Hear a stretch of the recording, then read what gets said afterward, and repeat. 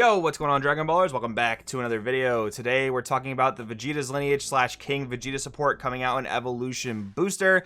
And I can't believe what they've done with this archetype. I have some really profound thoughts about it. We will talk about that in today's video. But firstly, if you guys are new here, definitely hit the subscribe button. Also hit that notification bell so you never miss a video. If you guys want to help support the channel, there are many links down in the description that will help out, particularly today. If you guys want to buy or pre-order any of the cards you see in this video, or buy any Dragon Ball Super cards for that matter, use my link in the description to TCG Player. It does help the channel out a lot. That being said, let's get started.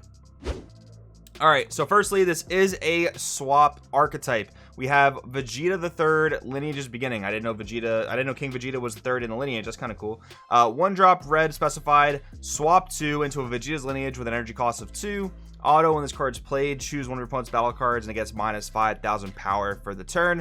Not a bad effect because there are a lot of pesky one drops. You can easily just snipe with this. I mean, we know how good like Piccolo Jr. Giant Force is for doing that kind of thing in Red Broly, right? Normally with that you want to hit Dark Power Black Mass Sand, but since this is a swap strategy, it's not really going to be affected by Dark Power Black Mass Sand. But in the deck you might be playing this in, other things you're going to play actually might be affected by BMS. We'll talk about that more later. So we have activate battle once per turn, pay 1. This card gets plus 11,000 power and critical for the turn. Okay, so interesting thing here. This is actually like a really fair Bardock the Progenitor, and here's what I mean by that. So yeah, it doesn't take a life when you play it, which is fine, but it has some aggressive capability as a one drop, but it does require you to pay an extra energy, which is just a little bit weird. I mean, you got to pay 1 to play it. There are some ways to free play this in the deck it's intended to be played in, but when you do that, comes in with the skills negated for the turn, so that's not really too relevant. But yeah, you got to pay the additional energy for this card to be an aggressive piece. Maybe later in the game that could be relevant if you make it to like turn 4, turn 5, and you just need that crit pressure. But I mean, there are a lot of red one drops that have this type of effect, right? Where you pay an additional energy, gain some sort of boost, and double strike or critical. They usually don't end up being all that great, but it is your one drop swap, so you probably will play this. But even then, you might not, because we also have King Vegeta the Insubordinate. I think it's so funny, by the way, that we have a King Vegeta BR going into a King Vegeta regular, right? I guess it's like, you know, more in the past as opposed to this guy, but it doesn't matter. Anyways, energy exhaust unique, arrival red green. Okay, this is the first time we're seeing an arrival that costs 0. Honestly, that's really cool. So imagine you're playing a red leader, right? Or I guess a green leader, but you'll see later we need a red leader. But anyways, playing arrival in a red leader, you combo Nappa Demolition Man, you play this guy for free, you get your super combo into play. So realistically, you play this guy for nothing. You didn't really lose anything. Your super combo came into play for you to just combo again in a later attack. This guy came out for 0. Really cool. He has swap for 3 for 1 red. Okay, played him for 0. Maybe tap 1 to go into your next guy. Well, you can't do that until you're at 3 or more energy because of what this card says. You'll either be a red Saiyan, so that's another reason why you have to have a red leader. And you have to have 3 or more energy to go into your Vegeta's Lineage with an energy cost of 3. Really weird here. A couple things about this. So having this card be a free arrival means you actually don't even need to play the one drop Vegeta we just read. So making that kind of like irrelevant, for one way it's cool because it gives you more flexible deck building. You can choose to go the one drop into this route, or you can build your deck to, you know, more so bring this out with arrival so you don't have to play that one drop King Vegeta.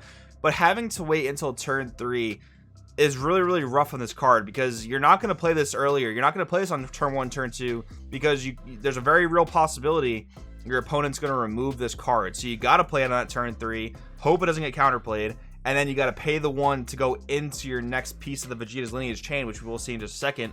Let's see what the auto on this card says. When this card's played, choose up to 1 of your opponent's battle cards and gets minus 5,000 power for the turn. You can't play copies of this card for the turn. Alright, so same minus 5 effect as the one drop King Vegeta we just read. That's just another reason why you don't really have to play that one drop King Vegeta as long as you're playing a deck that can reliably arrival. And the deck this is intended to be played in can do that. We will see that in just a little bit. But honestly, I mean, just from the 1 to 2, both, you know, not needing the 1 to go into the 2, while I think that's cool, it just makes the 1 really irrelevant. So it's kind of just a weird thing in general that they even went and printed it. But anyways, let's go see our 3 drop. We got Vegeta Unyielding Pride. Sorry I had to do it this way. I honestly couldn't find a good scan of Vegeta Unyielding Pride on the internet, so I just went and kind of cropped it off of the Dragon Ball Super Card List website. So we have a 3 drop Vegeta. He is a Vegeta's Lineage. Energy Exhaust, Deflect, permanent. This card can attack your opponent's battle cards in active mode. He's 20k, pretty good numbers there. Auto, pay a red and any color. If your leader card is a red or green sand card, when this card KOs one of your opponent's battle cards, play one red-green multicolor Vegeta with energy cost of 6 from your deck or drop area on top of this card, then shuffle your deck if you looked through it. Okay. So many things wrong with this, right? So firstly, we had the King Vegeta we just saw, which swaps into this. That particularly requires a red sand leader. So what's the point of putting on this auto that your leader can be a red or green sand? I really don't think you're tapping 3 for this in any universe, because like that means if you want to use his auto, you either have to untap 2 on your awaken, or this guy has to survive a turn. Like, I understand making it usable in green sand leaders because you want it to be usable in Raditz, but you can't play this guy and use his auto in the same turn. Besides that, it's so conditional on KOing a battle card. Yes, it can attack battle cards in active mode, but if it doesn't successfully destroy a battle card, you can't resolve the rest of the effect. Now, there is one card that this Vegeta can play after you use its auto. Let's take a look. Vegeta Sand Elite. This card came out in set 7, came out with the whole Raditz archetype, double strike, energy exhaust, auto once per turn. When this card attacks, your opponent chooses 2 cards in their hand, sends them to their warp. Honestly, this boss monster is pretty cool. He doesn't have any protection, which makes it really volatile against red, green, and even yellow, because they can put him into rest mode and he can't get his auto. So that's kind of an issue. And then his other activate main only works if your leader's a green sand card. So there's just so much like all over the place going on here. You can only do the burn damage if your leader's a green sand. So it really seems like this stuff's intended to be used in a red sand leader, but then you have another card that works with a green sand leader but doesn't really have all that much synergy with any green sand leaders, and then you have this guy whose other half of his effect is only usable in a green sand leader. Like, my mind is just blown, and I really hope I'm just missing something here. If there's something I'm missing, let me know in the comments below, because I'm just not seeing it if I am. Again, this is all playable. It all is somewhat coherent. They go into the next piece of each chain, but the conditions of which you want to do that have to be so specific, and you can't really play a green leader with this. I don't think you can successfully play this with any green sand leader, because you can't swap it to your Vegeta 3 from your 2-drop if you actually want to do any of that. Let's actually walk through the curve really quickly. So let's just say you arrive at King Vegeta for free on turn 3, right? You got to pay 1 to go into the other Vegeta we just read. He says you got to pay 2 to go into this. So that taps you out on 3, assuming everything's kind of gone perfectly. And while that other 3-drop Vegeta does have Deflect, this guy doesn't, which does make it a bit risky. Again, we kind of already talked about that. Blue, green, and yellow all give this guy a little bit of a hard time. I will admit, it is cool that you can cheat this guy in on turn 3, because back with the actual Raditz archetype, I think the earliest you can get this guy into play was turn 4. So bringing him in 1 turn earlier is cool. They've essentially made this card the height of mastery for Vegeta's Lineage. And again, I get it. It's a side set. They didn't really want to put too much stock into their archetypes. But Nappa feels like so much more fleshed out than this. Android 16 feels so much more fleshed out with this. I don't really know what they were doing here. Maybe this is the foundation for another Vegeta's Lineage archetype. But people like constantly bring up the fact that Vegeta really gets shafted in a lot of these, you know, with support and things like that. Just really weak support.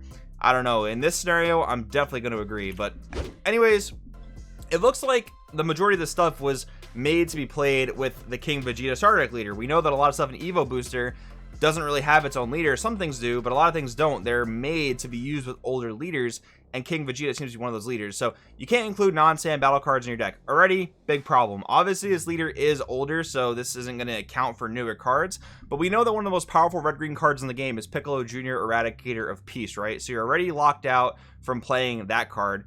Activate main once per turn, choose 1 card in your life, add it to your hand, look up the top 5 cards of your deck, choose 1 red or green sand card or King Vegeta's Dynasty among them, add it to your hand and shuffle your deck. Awaken, you have King Vegeta's Dynasty in play and 3 or more cards are in your energy.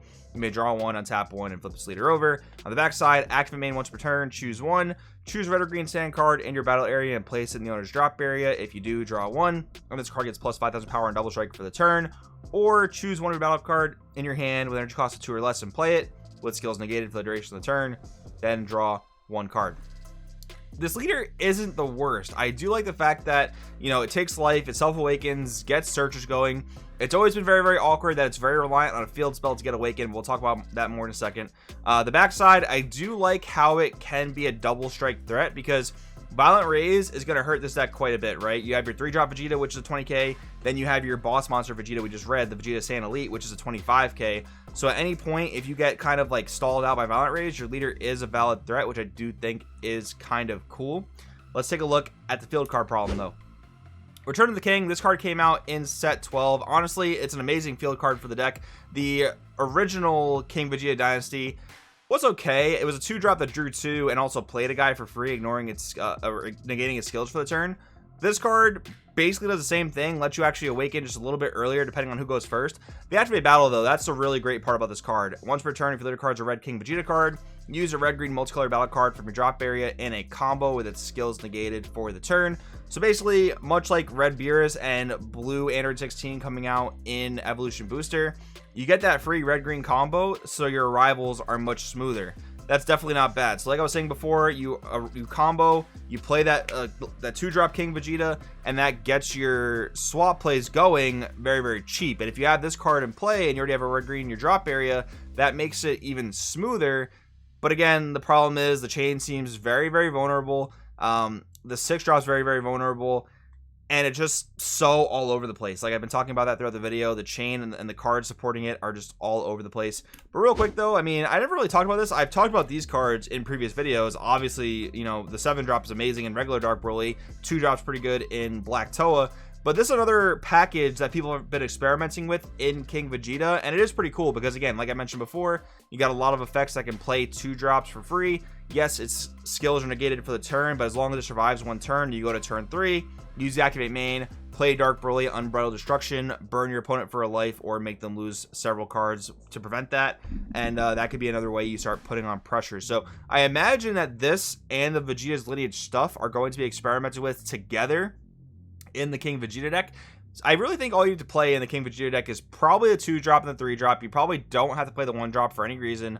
Go into your 6-drop Saiyan Elite or go into this on a turn 3. Both turn 3 plays are neat, but none of them are as game winning as some of the other decks in the meta can play. Again, maybe this is just a foundation for more Vegeta's Lineage stuff to come out later on. I don't know. I do think it's kind of underwhelming. I kind of just think that this is a very scatterbrained kind of archetype. But I do want in the comments below what you guys think. Thank you for watching, and I will see you next time.